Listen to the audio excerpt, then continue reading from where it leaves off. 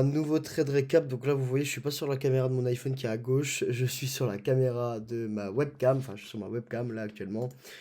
Pourquoi plein de choses? Parce que je me suis fait voler toutes mes affaires à Majorque, du coup il y avait mon trépied dedans, j'ai un peu le seum, faudra que je rachète un, du coup là pour l'instant j'ai plus de trépied.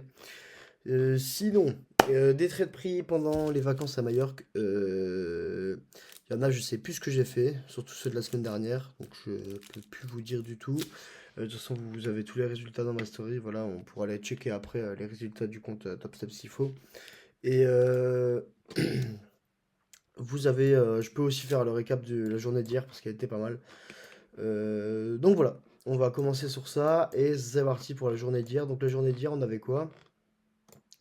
La journée d'hier, juste ici. J'ai très très mal au dos. Juste ici, on avait. Je vais vous montrer, ça va être plus simple. On va aller là. Cup. En H1, normalement on le voit assez bien en H1, même en daily je pense. En H1, on a une ouverture de la semaine ici avec un énorme gap. Donc voilà, je m'attendais à ce qu'on vienne le recombler. Donc ici, on était dans le plus haut des fair value, d'un fair value gap juste ici. En H1, on venait de descendre, on commençait le retracement avant l'ouverture des pré-market. Donc je m'attendais juste tout simplement à ce qu'on trouve un point de liquidité quelque part, qu'on vienne le prendre et qu'on aille retracer à la baisse. C'est ce qu'on a fait. Juste ici, comme vous pouvez le voir, on a un plus haut de fair value gap 15M. Juste ici. En 5, on avait toute une zone d'équal juste ici. Voilà. Et en 1, on va descendre en 1. Et de toute façon, sur le S, c'est la même chose. Il n'y a pas de. Voilà. Le S, c'est la même chose. Juste ici. Voilà. Même le S, vous avez une grosse zone de liquidité. Ici, il nous reste un énorme fair value gap. Voilà. Juste ici. Les derniers plus hauts, juste ici. Ok. On va regarder l'ouverture de 8h30. Je sais pas pourquoi je vais là à chaque fois. Ouverture de 8h30 juste ici. Ouverture de 8h30 juste ici. Donc, on attend qu'on vienne reprendre les liquidités tout simplement. Donc là, c'était assez basique, mais on est revenu ici à la hausse après 8h30, rechercher les dernières liquidités. On est revenu taper, je crois que ça s'appelle un imbalance, les débuts et les fins de fair value gap. Je sais pas exactement le terme, mais on est venu retaper cette zone qui m'intéresse énormément, c'est des grosses points de réaction. Vu la liquidité qu'on avait, bah voilà, je m'attendais à un chiffre de market, donc juste là, euh, hop, on a eu les liquidités. Ici, on vient attaquer la première bougie, enfin le plus bas avant la prise de liquidité juste là. Enfin, avant qu'on aille dans l'imbalance, pardon, je suis un peu perdu. On vient retaper, je vais un peu zoomer. On vient retaper juste ici. Bam. Là, on descend. On vient sur le point d'entrée qui est juste là. Donc moi, je vois un fair value gap. Ok.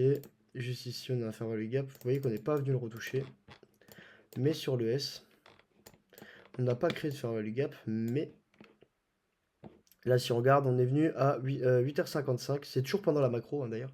8h55, ça c'était cette bougie. Et si on regarde sur le S, peut-être qu'on n'a pas créé de fair value gap, mais on est revenu dans la zone des 0,50. Juste ici, on avait créé un fair value gap sur le NQ qui montrait une puissance vendeuse, puissance baissière plutôt, ou vendeuse, voilà, comme ça, je sais comme vous voulez. Du coup, j'ai pris position vers cette zone et j'ai target. J'ai pris un partiel, je crois, dans la zone des 0,50. Je sais plus, il y a tout dans ma story de toute façon Insta, si vous voulez aller voir, checker, je sais plus trop ce que j'ai fait. Je crois que j'ai pris un partiel ici. Et un dernier partiel de un ou de l'eau ici et un dernier là. En gros, c'était ce que j'ai pris. Donc voilà, avec un risque plus élevé que la dernière fois. Là, j'ai pris un risque de 1%.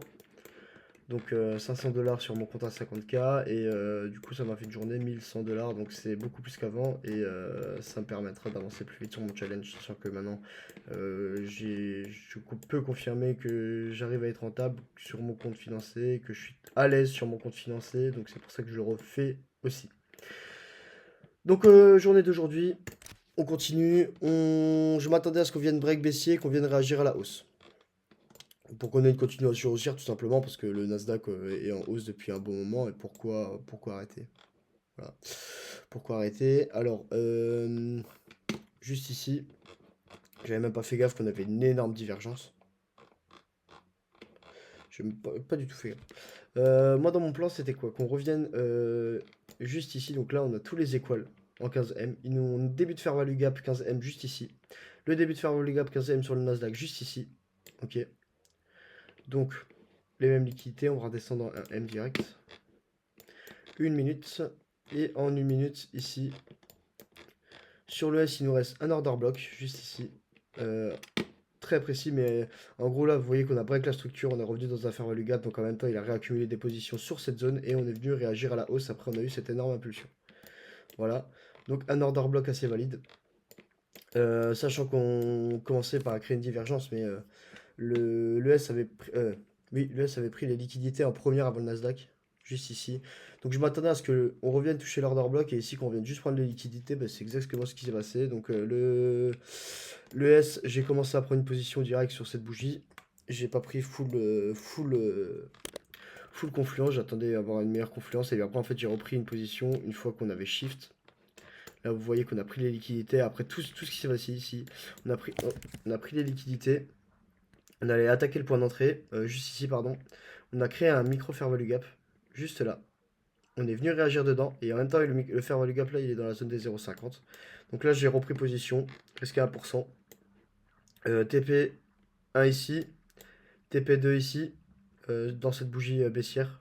Parce qu'on est venu à un tick, on n'a pas tapé mon TP, du coup j'ai stressé, j'ai pris mon TP juste en dessous, j'aurais pas dû, je sais, bon voilà. Et dernier TP juste ici, avec l'impulsion de l'ouverture de 9h30. Voilà ce qui s'est passé pour aujourd'hui, c'était pas mal. Je peux vous montrer aussi mon challenge Top Step. Je sais pas si normalement si. Bon, tant pis, on a vu mon adresse mail, c'est pas grave. Voilà, juste ici, vous voyez, j'ai commencé à prendre des positions sur cette bougie. Cette bougie là, cette bougie là, cette bougie là. Et là, on est revenu encore, j'ai repris encore 10 lots. Donc voilà, 20, 12 sur ici et 9 les derniers ici. Donc on est pas mal. Maintenant pour les résultats,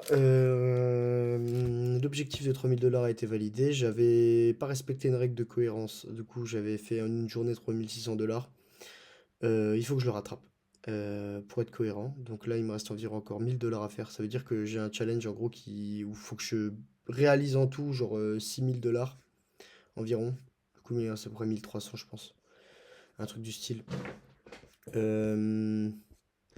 Donc voilà pour le challenge ici, on continue, on est dans le bon. 62% de win rate, on a beaucoup augmenté, je sais pas si vous vous souvenez des 30% de win rate. On augmente de jour en jour, c'est incroyable. J'adore ce qui se passe. Voilà, après vous avez toutes les stats, hein, je cache rien. Je ne cache rien. Voilà. Et là du coup le mois de juillet, qui est pas mal, qui est top. Il est incroyable. Là, bah, vous avez tout le détail de toutes les positions, quoi. Voilà. Le mois de juillet qui est pas mal, 3000 $ de PNL. Et puis on continue comme ça. J'espère que... Ah putain, il y avait... Ah, il y avait mon numéro de compte. Bon, c'est pas grave. Je cacherai, je ferai un petit montage, c'est pas grave. Voilà. Donc les gars, sur ce, je vous ai à peu près montré tout ce que je voulais.